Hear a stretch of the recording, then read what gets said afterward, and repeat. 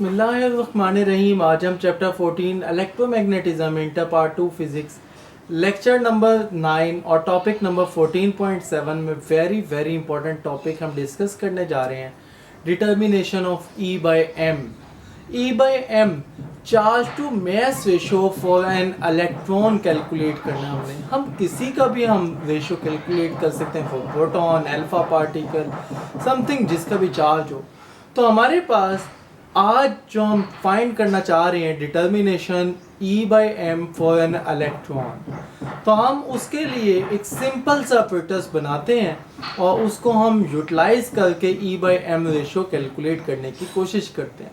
तो हमारे पास सबसे पहले हम स्ट्रीम ऑफ इलेक्ट्रॉन हम लेते हैं। स्ट्रीम ऑफ इलेक्ट्रॉन जब हम लेंगे तो वो हम इंसर्ट करवाते हैं इन अ यूनिफॉर्म मैग्नेटिक फील्ड, और ये जो मैग्नेटिक फील्ड है इसकी स्ट्रेंथ हमें पता होगी।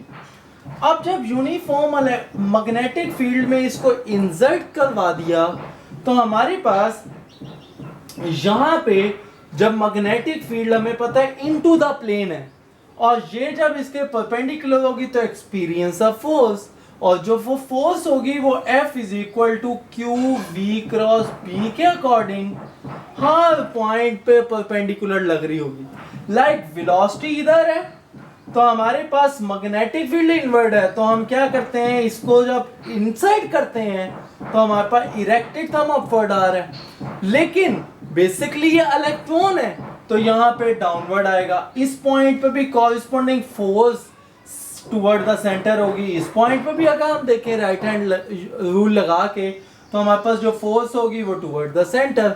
इसका मतलब है कि जो इलेक्ट्रॉन होंगे वो सर्कुलर पाथ को फॉलो करेंगे, और सर्कुलर पाथ में जो उन पे फोर्स एक्सपीरियंस हो रही है वो सेंट्रीपिटल फोर्स होगी जो टुवर्ड द सेंटर होगी। तो हमारे पास consider an arrow beam of electron moving with a constant speed। अब देखें हर पॉइंट पे डायरेक्शन तो चेंज होगी, लेकिन जब सर्कुलर पाथ में वो मूव करेगा तो उसकी जो स्पीड होगी वो कांस्टेंट होगी, वो चेंज नहीं होगी, इसकी मैग्नीट्यूड चेंज नहीं होगी। तो हमारे पास with a constant speed v with projected at right angle to a non-uniform magnetic field v into the plane of paper, the force experience, जो force experience करेगा q की जगह जस्ट हमने माइनस e पुट करना है, minus e v cross b। तो हमारे पास direction of force अब जो निकालते हैं with perpendicular to both b and v और b पे perpendicular होगी। उसके बाद as electron experience a force that act at a right angle to its velocity, तो इसका क्या मतलब है कि velocity की जो डायरेक्शन, फोर्स की जो डायरेक्शन है वो हर पॉइंट पे चेंज होगी। So it will be change direction of velocity की भी डायरेक्शन चेंज होगी, और सेंट्रीपिटल जो फोर्स उस पर रिक्वायर्ड हो रही है वो भी हमारे पास चेंज होगी, टुवर्ड द सेंटर होगी हर पॉइंट पे। तो हमारे पास जो मैग्नीट्यूड ऑफ द फोर्स है वो E V B sine theta, क्योंकि क्रॉस प्रोडक्ट है मैग्नीट्यूड ले रहे हैं तो माइनस साइन को इग्नोर कर देंगे, तो हमारे पास E V B sine theta, और बी और वी के दरमियान जो एंगल है वो 90 डिग्री है।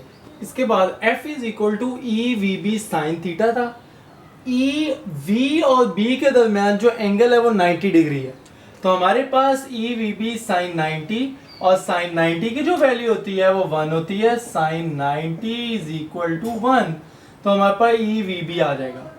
जो v और b है ये चेंज नहीं होते, क्योंकि जो ये b है ये एक्सटर्नल मैग्नेटिक फील्ड है, और b वो हमारे पास स्पीड है जिससे वो सर्कुलर पाथ पे मूव कर रहा है, क्योंकि उसकी मैग्नीट्यूड तो चेंज नहीं होगी। तो वो जब चेंज नहीं होगी तो हमारे पास the magnitude of force E V B provide the necessary centripetal force. ये जो हमारे पास फोर्स मैग्नेटिक फोर्स है ये basically necessary centripetal force provide करती है कि जो इलेक्ट्रॉनिक बीम है वो सर्कुलर पाथ में मूव करती रहे। तो हमारे पास अगर ये एफ एम जो मैग्नेटिक फोर्स है वो इक्विवेलेंट ना हो सेंट्रीपिटल फोर्स के, तो वो कभी भी हमारे पास वो सर्कुलर पाथ में मूव नहीं कर सकती। जो सर्कुलर पाथ में मूव करने के लिए नेसेसरी सेंट्रीपिटल फोर्स है वो कौन प्रोवाइड करता है, मैग्नेटिक फोर्स। तो हमने ये लिखना है the electron of mass m to move along a circular path of trajectory of radius r। तो F M is equal to F C हो जाएगा, E V B is equal to M V square over R. तो हमारे पास अगर आप यहाँ पे देखें एक v का स्क्वायर इससे कैंसिल हो गया, तो हमने ई एम को डिवाइड कर देंगे, बी यहाँ पे मल्टीप्लाई और दूसरी तरफ जाके डिवाइड हो गया। तो हमारे पास क्या आ जाएगा, E by M is equal to V over B R. अब देखें ये एक्सटर्नल मैग्नेटिक फील्ड का हमें पता है, लेकिन हमें बी आर का और वी का नहीं पता। अगर इन दोनों का पता चल जाए तो हम easily E by M ratio calculate कर लेंगे। तो अब हम रेडियस निकालते हैं। Find the radius of R. हमने रेडियस फाइंड करना है, वो कैसे करेंगे। हमारे पास एक यूनिफॉर्म मैग्नेटिक फील्ड है। मैग्नेटिक फील्ड में ये इलेक्ट्रॉन इस तरह से सर्कुलर पाथ में मूव कर रहे हैं। हमने ये जो ट्यूब है, ये हमने इसमें एक गैस फिल करनी है, हाइड्रोजन एट लो प्रेशर। अब इससे ये होगा कि जब इलेक्ट्रॉन सर्कुलर पाथ में मूव करेंगे तो हमारे पास उन एटम से भी कोलाइड कर रहे होंगे, और जब उन एटम से कोलाइड करेंगे तो गेट एक्साइट, और जब ये एक्साइट स्टेट में जाएंगे और जब ये एक्साइट स्टेट से वापस अपनी ग्राउंड स्टेट में आएंगे तो लाइट एमिट करेंगे, और वो जो लाइट एमिट करेंगे वो हमारे पास ये जो पाथ होगा उनका सर्कुलर पाथ वो विजिबल कर देंगे।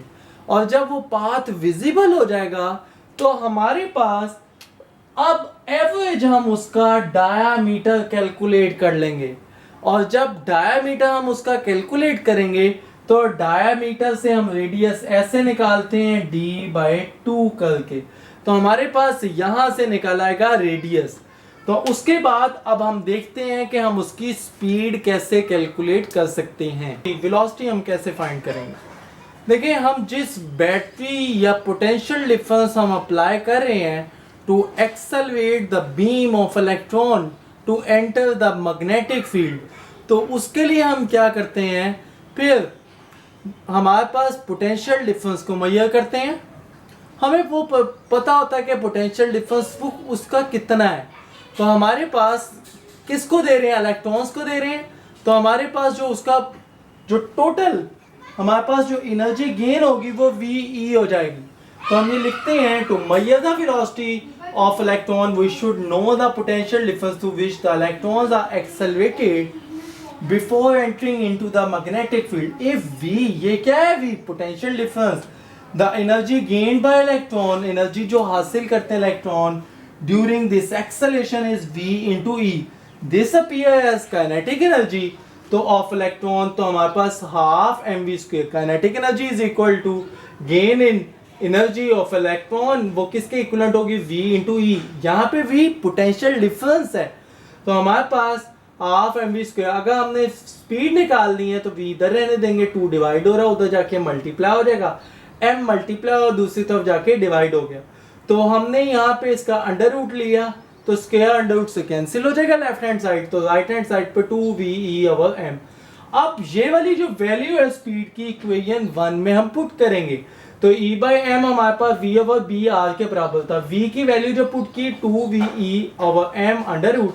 अब देखें E/m यहाँ पे भी आ गए, E/m यहाँ पे भी आ गए, एक हमने रखना है। तो हम कैसे रखेंगे, हम स्क्वायर कर लेते हैं। जब स्क्वायर करेंगे तो E²/m² 2VE under root square से कैंसिल हो गया, m/b² इंटू r²। देखें E/m, एक E/m से कैंसिल हो गया, तो हमारे पास E/m is equal to 2V/b² into r आ गया।